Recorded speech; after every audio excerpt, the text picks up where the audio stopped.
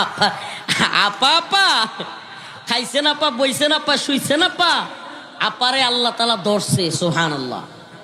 ইত্তাকি ইত্তাকি দাওয়াতুল মাজলুম, মাজলুমের চোখের পানির কান্না। ওই ছোট্ট জেলখানার কুঠিরে আল্লামা সাঈদী রাহিমাহুল্লাহর কান্না, আমরা মাজলুম রফিকুল ইসলাম মাদানীদের কান্না বৃথা যায় নাই। রব পাকড়াও করেছে।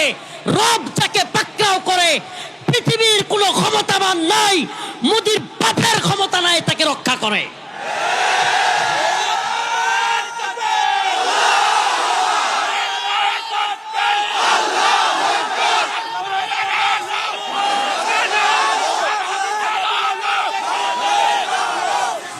আল্লাহ বলছেন ইত্তাকি, রাসূল বলেছেন ইত্তাকি, ভয় করো, ইত্তাকি, ভয় করো। দাওয়াতুল মাজলুম সকলের জন্য একটা মেসেজ।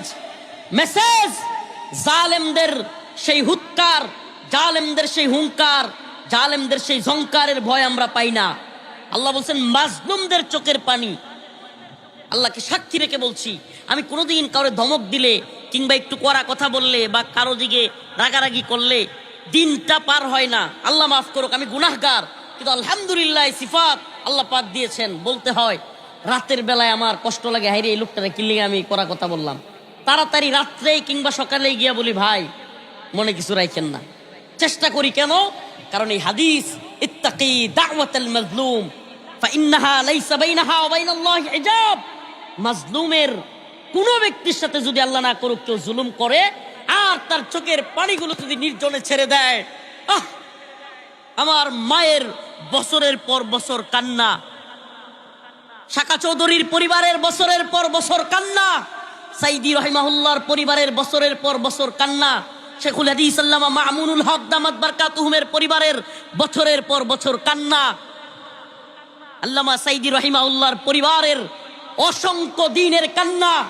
ওই ছোট্ট কুঠিরগুলোতে আমরা যখন বছরের পর বছর থাকতাম, ঘুম থেকে উঠতাম ওই 14 শিক লোহার দেখতাম, আবার ঘুমাইতাম ওই শিক দেখতাম। ছোট্ট কুঠিরগুলো কবরের মতো শেলগুলোতে আমাদেরকে কষ্টের সাথে রাখা হইতো। ওখানে কেউ ছিল না, আমাদের কেউ ছিল না, একমাত্র ছিলেন আল্লাহ। আমাদের তো কেউ নাই, কথা বলবার মতো কেউ নাই, থাকার মতো কেউ নাই, সাথে কেউ নাই। সুবহানাল্লাহ। চিন্তা করতে পারেন এই মুহূর্তটা বান্দার একমাত্র কার সাথে খেলা হয়, একমাত্র ভালোবাসাটা কার সাথে তৈরি হয়? সুবহানাল্লাহ। জুলুমের দিনগুলো প্রত্যাশা করা ঠিক না, আল্লাহ মাফ করুক, আস্তাগফিরুল্লাহ। আল্লাহ এই জুলুমের মধ্যে আর না ফেলুক, আল্লাহর কাছে দোয়া করি।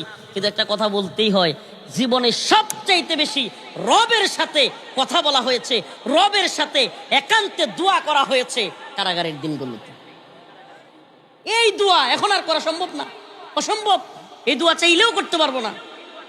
ওই দিনগুলোতে একা নির্জনে, কেউ নেই, কেউ নেই। রাত 2টা 3টা হঠাৎ ঘুম ভেঙে গেছে, পেরেশানি, মায়ের কথা মনে হইতেছে, ভাইয়ের কথা মনে হচ্ছে, অনেকের কথা স্মরণ হচ্ছে, কাছের কত মানুষের কথা, কত আনন্দ, কত স্মৃতির কথা মনে পড়তেছে। সেই গভীর রাতে একা একা হুট করে, আপনি কল্পনা করতে পারেন একটা লোক তার শেয়ার করার মতো কেউ নাই, এমন মুহূর্তে ঘুম ভেঙে গেছে। কার সাথে শেয়ার করব? একজনের সাথেই শেয়ার করতাম,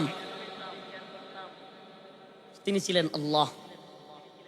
বলতাম মাওলা, যারা আমাদেরকে এমন কষ্ট দিচ্ছে মাবুদ, কারো মাথায় বাড়ি দেই নাই, কাউকে হত্যা করি নাই, কাউকে নির্যাতন কিংবা ধর্ষণ কিংবা কোনো খারাপ কাজ, কোনো মাদকাসক্তি কিংবা কোনো খারাপ কাজের জন্য আজকের এই বন্দী হই নাই। এই মালিক, আপনার বরত্বের জয়গান গাওয়ার জন্য, আপনার একত্ববাদের জয়গান গাইতে গিয়া বলেছিলাম, আমার আল্লাহর বিরুদ্ধে গেলে, কোরআনের বিরুদ্ধে গেলে অসুর প্রধানমন্ত্রী মানি না। আই মালিক, এতটুকুই তো বলেছিলাম মালিক, আমরা কারো মাথায় বাড়ি দেই নাই, কাউকে হত্যা করি নাই, অথচ আমাদেরকে কিছু কথা বলবার জন্য, আপনার সাফাই গাওয়ার জন্য, আপনার বরত্বের জয়গান গাইবার জন্য আমাদেরকে এরা দীর্ঘদিন মায়ের বুক থেকে খালি করে, মায়ের কান্নাকে দূরে রেখে এরা আমাদেরকে বন্দি করে রেখেছে। মালিক, মালিক আপনি তো আছেন, আপনি তো আছেন, আপনি দেখায় দিয়েন মালিক এই জালেমদের পরিণতি কতটা ভয়াবহ।